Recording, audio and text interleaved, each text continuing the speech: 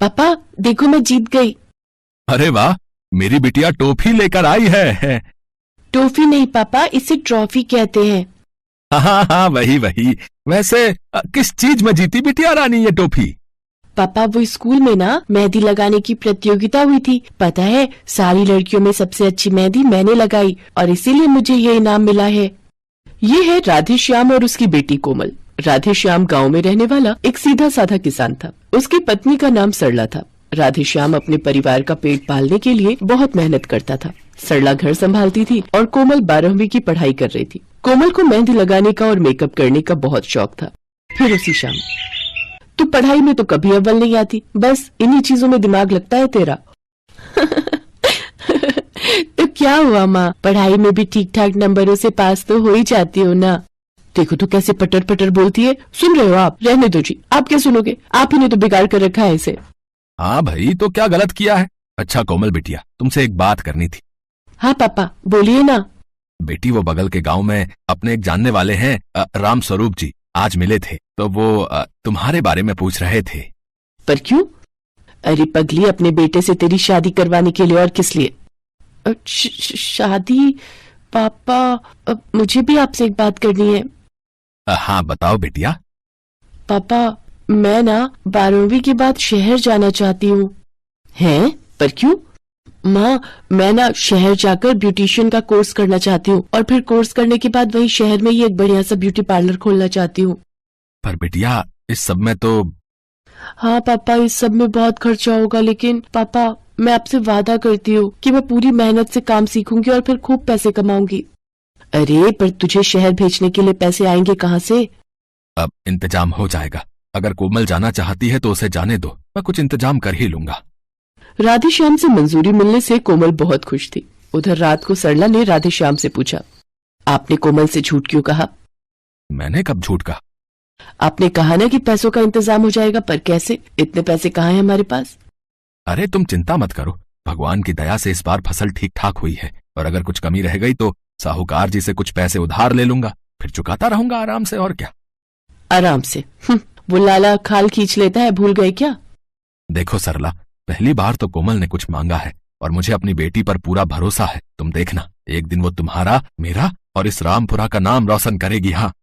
कुछ दिन बाद ही कोमल का 12वीं का रिजल्ट आया और वो अच्छे नंबरों से पास हो गई। फिर उसने शहर में एक अच्छे इंस्टीट्यूट में ब्यूटिशियन के कोर्स के लिए एडमिशन ले लिया। राधे श्याम ने अपनी पूरी फसल बेचकर और कुछ पैसे उधार लेकर सारा इंतजाम किया। कोमल अपना सपना साकार होते देख बहुत खुश थी, तो उसे खुश देखकर राधे श्याम और सरला भी खुश थे। अच्छा पापा, चलती हूँ, अपना ख्याल रखना, और माँ तुम भी। तू खुद ही तो जाना चाहती थी, अब रो क्यों रही है पगली? अच्छा, चलो थोड़े आंसू इसकी विदाई के लिए बचा कर रखो। इसके बाद कोमल शहर चली गई और खूब मन से ब्यूटिशियन का कोर्स करने लगी। वो समझती थी कि उसके पिता ने उसके लिए कितनी मेहनत की है, इसीलिए वो भी बिना किसी लापरवाही के सब कुछ सीखने लगी। इंस्टीट्यूट में चाहे कोई एग्जाम हो या फिर कोई कंपटीशन, पहले नंबर पर हमेशा कोमल ही होती थी। फिर एक दिन, नमस्ते पापा, कैसे हो आप? हम ठीक हैं बेटिया, तुम कैसी हो? मैं भी अच्छी हूँ पापा। पापा आपको पता है, आज मैंने बहुत अच्छी चीज सीखी। अच्छा, तो बताओ क्या सीखा? पापा वो कुछ घरेलू सामान और कुछ सब्जियों से भी हम अपनी त्वचा का बहुत अच्छे से ख्याल रख सकते हैं, और इसे हर्बल कॉस्मेटिक कहते हैं। क्या? हरीलाल? हाँ पापा, हरीलाल। खैर छोड़ो, अब माँ कैसी है? अच्छी है, दिन रात तुझे याद करती है। बस पापा, अब कुछ ही दिनों की बात है। कोर्स पूरा करके जब मैं अपना पार्लर खोलूंगी तो खूब पैसा कमाऊंगी, और फिर आप, मैं और माँ सब एक साथ रहेंगे। ठीक है बिटिया, पर अभी तुम इतना सब मत सोचो और खूब लगाकर अपना काम सीखो। अच्छा।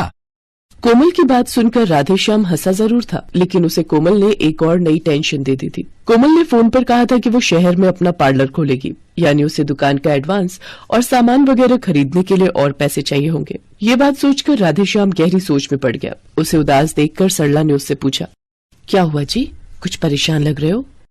सरला, कुछ और पैसों का इंतजाम करना पड़ेगा। क्यों, क्या हुआ जी? अरे अपनी कोमल का कोर्स खत्म होने वाला है, तो वो शहर में ही, वो क्या कहते हैं, वो हाँ, अपना ब्यूटी पार्लर खोलना चाहती है। तो सामान वगैरह के लिए उसे शुरू में तो कुछ पैसे तो चाहिए ही होंगे ना भाई। अरे पर शहर में क्यों? वो अपनी दुकान यहाँ गांव में नहीं खोल सकती क्या? अरे कैसी बातें कर रही हो। अच्छा बताओ, अगर कोमल ने गांव में ब्यूटी पार्लर खोल भी लिया तो यहाँ कौन जाएगा उसके पास? उसने बताया मुझे, शहर में पूरे 100 रुपयों में तो बाल काटते हैं और सजाने सवारने के पूरे 1000 रुपए लेते हैं ब्यूटी पार्लर वाले। हाँ, अब बताओ तुम करोगी खुद पर इतना खर्चा? ना पापा, इतना महंगा, हम तो घर पर ही सज लेते हैं। हाँ तो बस, तुम्हारी ही तरह गांव की बाकी औरतें भी उसकी कला की कदर नहीं जान पाएंगी, इसलिए जरूरी है कि वो वहीं दुकान खोले। शहरी औरतें खूब जाएंगी अपनी कोमल की दुकान पर। खैर, मेरे मन में एक विचार था। हाँ बताओ, वैसे भी अब बचा ही क्या है? मैं सोच रहा हूँ कि जो पैसे हमने कोमल की शादी के लिए जोड़े हैं ना, अब उसे वही पैसे दे देते हैं। राधेश्याम की बात सुनकर सरला ना तो हाँ कह पाई और ना ही मना कर पाई, क्योंकि उनके पास और पैसे थे ही नहीं। दोनों कोमल के पैसे मांगने का इंतजार कर रहे थे, लेकिन फिर कुछ ही दिन बाद कोमल अपना पूरा सामान लेकर गाँव आ गई। अरे बेटी, सब ठीक तो है ना? तू ऐसे अचानक आ गई, कुछ बताया भी नहीं आने से पहले। हाँ हाँ माँ, मुझे आप दोनों को सरप्राइज देना था। वैसे भी माँ, तुम मुझे कितना याद कर रही थी, तो अब परेशान होने की जरूरत नहीं है, मैं आ गई हूँ और अब शहर वापस नहीं जाऊंगी, यही आप दोनों के पास रहूंगी अब। वो तो ठीक है बेटिया, पर तेरा सपना, तेरा वो ब्यूटी पार्लर। हाँ पापा, मेरा सपना भी पूरा होगा और मेरा ब्यूटी पार्लर भी खुलेगा, पर वहाँ शहर में नहीं बल्कि यहाँ गाँव में। है? मैं कुछ समझा नहीं बेटिया, यहाँ गांव में कैसे चलेगा तेरा ब्यूटी पार्लर? खूब चलेगा पापा। जब मैं कोर्स कर रही थी ना, तभी मेरे दिमाग में आइडिया आया कि केमिकल से भरे हुए प्रोडक्ट से तो कोई भी अपनी स्किन को अच्छा कर सकता है और मेकअप वगैरह भी कर सकता है, पर मैं कुछ अलग करूंगी। मैं सिर्फ देसी चीजों का इस्तेमाल करूंगी और उन्हें भी खुद अपने खेत में उगाऊंगी। बात सुनने में तो अच्छी लग रही है बिटिया, पर मुझे तो गेहूं और धान के अलावा कुछ और उगाना आता ही नहीं है।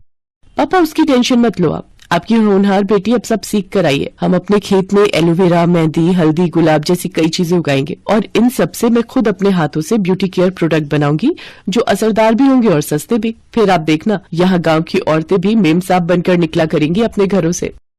वो सब तो ठीक है, पर बेटिया गांव की औरतें तुम्हें अपनी मेहनत की सही कीमत नहीं दे पाएंगी, यहाँ तुम्हें कोई फायदा नहीं होगा।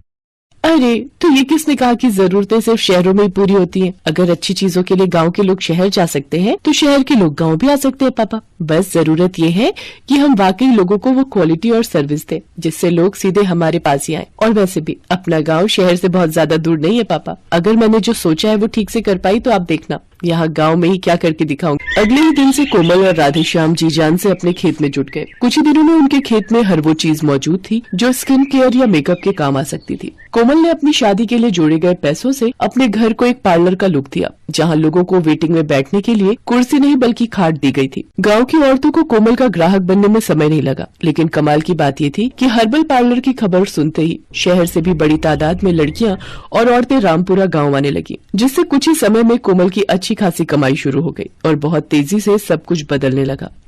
मैंने कहा था ना पापा, अपना पार्लर खूब चलेगा। हाँ बेटिया, सच में तुमने कमाल कर दिखाया। सरला, देख रही हो अपनी बिटिया को? जितना मैं 6 महीने में नहीं कमा पाता था, उतना इसने बस 1 महीने में ही कमा कर दिखा दिया।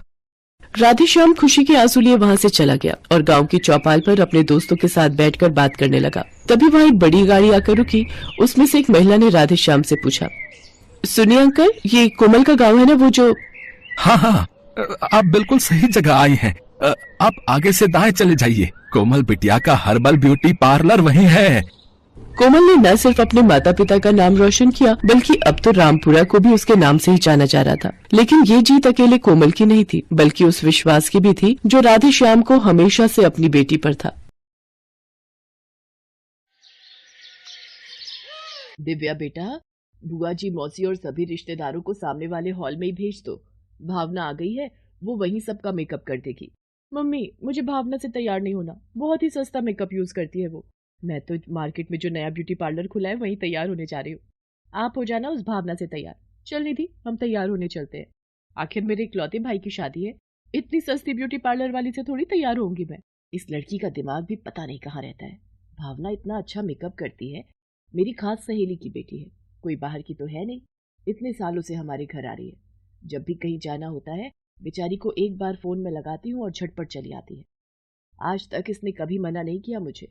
मैं ही चली जाती हूँ तैयार होने। बहन जी, मुझे मेहमानों के बीच पहले पहुंचना है। मैं जरा भावना से जूड़ा बनवाकर साड़ी पहन लेती हूँ, नहीं तो वैभव के पापा गुस्सा करेंगे कि अभी तक तैयार नहीं हुई। भावना बेटा, एक काम कर, तू पहले मुझे तैयार कर दे, बाकी सब रिश्तेदारों को एक एक कर तैयार कर देना। ठीक है आंटी जी, आइए मैं आपका जूड़ा बना देती हूँ।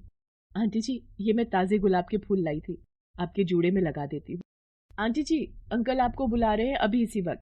आ रही हो बेटा। थैंक यू भावना, मेरे लिए इतना सोचने के लिए। चल अब तू ना इन सबको भी तैयार कर दे, तब तक मैं वैभव के पापा के पास जाती हूँ। बारात के निकलने का समय हो रहा है, सब मेहमानों को भी देखना है।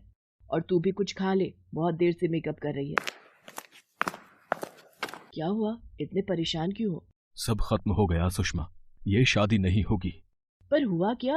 आप ऐसे क्यों बोल रहे हो? क्या हुआ पापा, सब ठीक तो है? कुछ ठीक नहीं है। मेहता साहब का फोन था, उनकी बेटी पूनम और तुम्हारी होने वाली बहू अपने प्रेमी के साथ भाग गई है।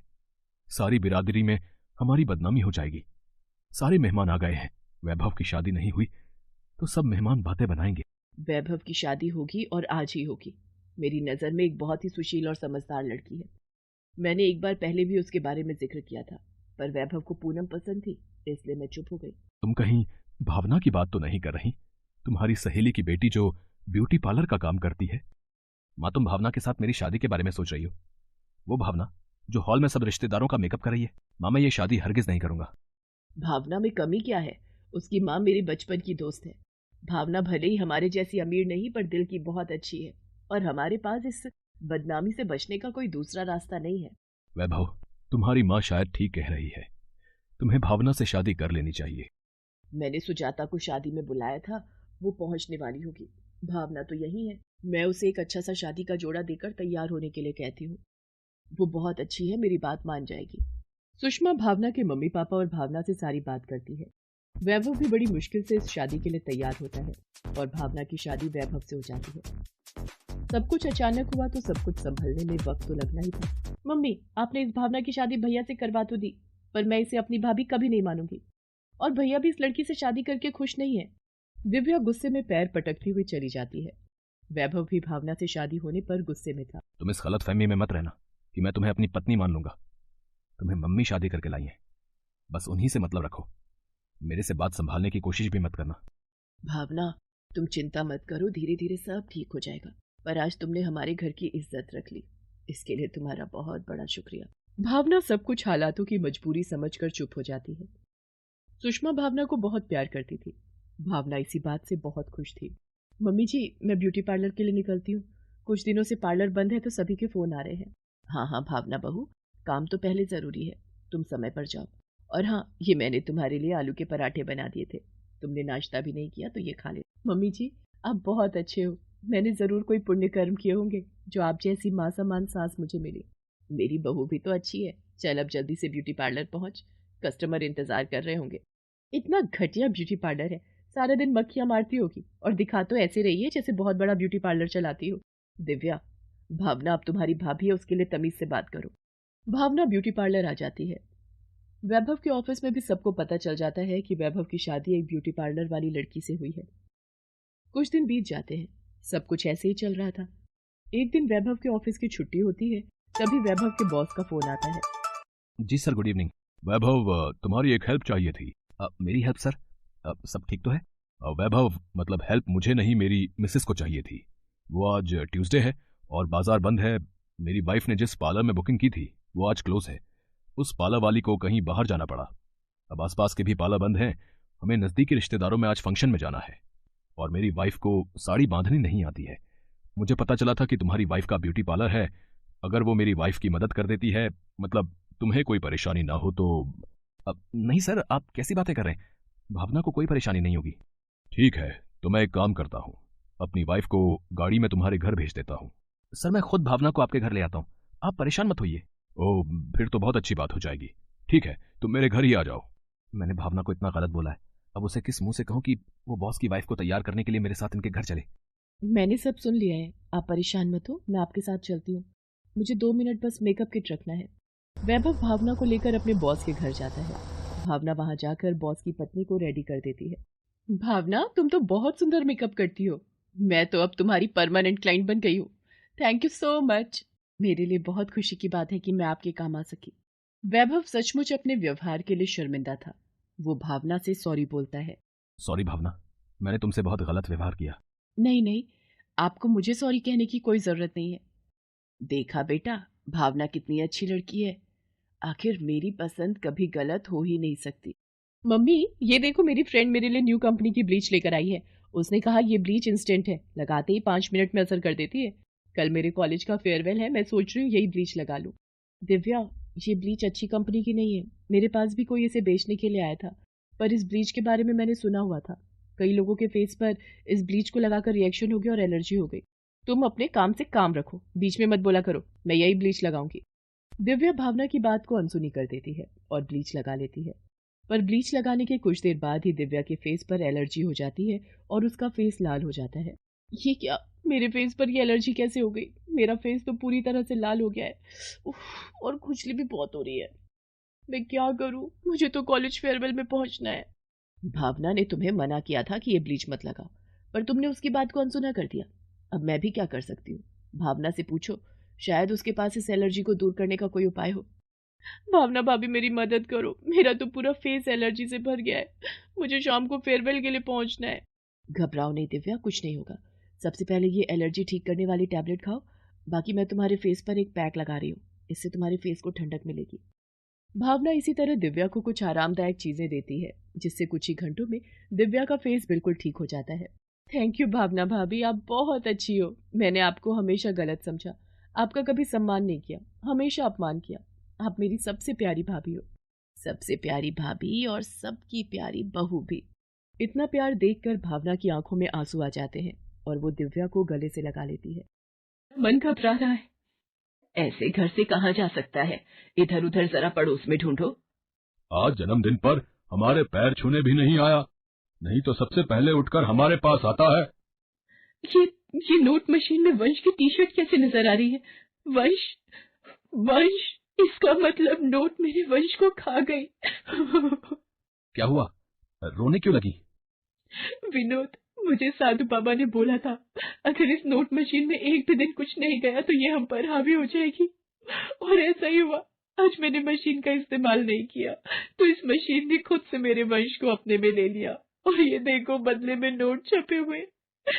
मेरे बच्चे के बिना मैं क्या ऐश करूंगी? वर्षा रोने लगती है, पर नोट वाली मशीन वर्षा के पति विनोद, सास और ससुर तीनों को खींच लेती है और बदले में ढेर सारे नोट मशीन से बाहर आ जाते हैं। ये नहीं हो सकता, मैं अपने परिवार के बिना ये सब धन दौलत क्या करूंगी? मेरी असली दौलत तो मेरा परिवार है। साधु बाबा, आप सही कह रहे थे, मुफ्त का धन खुशी नहीं देता, मेहनत से जितना भी कमाओ खुशी देता है। बाबा, ये मशीन वापस ले लो, मुझे मेरे अपने दे दो, मैं कभी लालच नहीं करूंगी। नोट मशीन मेरे परिवार के लोगों को वापस कर, नहीं तो मैं तुझे तोड़ दूंगी। हे भगवान, इसके दिन में देखने वाले सपनों ने तो दिमाग खराब किया हुआ है, तभी नींद में सब कुछ फेंक रही है। वर्षा, ओ वर्षा, आज वंश का जन्मदिन है, उसके दोस्त आते ही होंगे। भटूरे का आटा तैयार कर दिया है, जाकर छोले बना ले। विनोद केक लेने गया हुआ है और तेरे बाबूजी वंश के साथ गुब्बारे फुलाने में लगे हुए हैं।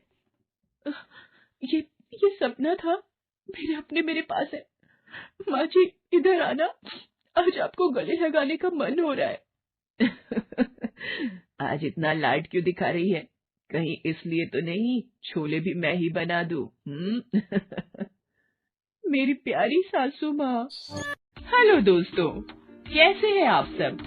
हमारी कहानियाँ देखने के लिए हमारे चैनल को सब्सक्राइब कीजिए और हाँ, बेल आइकॉन पर क्लिक करना मत भूलिएगा।